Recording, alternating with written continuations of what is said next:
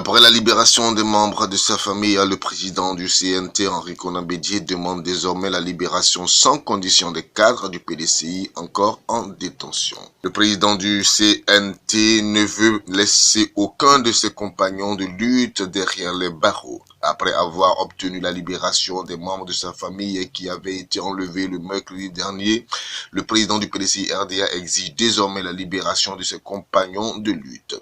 Il faut signaler que le mercredi 3 novembre 2020, alors que le président du CNT, son Excellence M. Henri Konan Bédié, s'apprêtait à délivrer un important message aux populations et à la diaspora ivoirienne, sa résidence a été prise d'assaut par un impressionnant détachement des forces de l'ordre.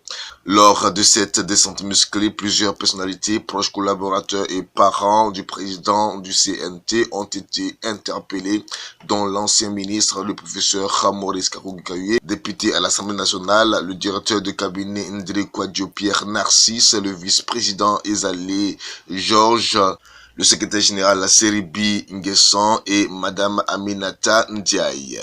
La libération des cas de son parti est une préoccupation non négociable du président Henri Konan Bédié, ainsi que la levée des blocus des résidences des opposants.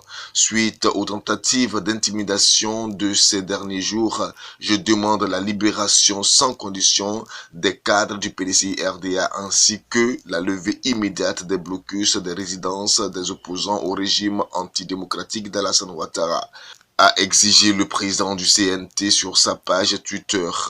Le vendredi 6 novembre 2020, le ministre Maurice Kakougikaye, secrétaire exécutif du PDCI RDA et les autres personnalités arrêtées à la résidence du président ont été déférés au 9e cabinet d'instruction à la cellule spéciale à Angré 7e tranche dans la commune de Cocody à l'est d'Abidjan.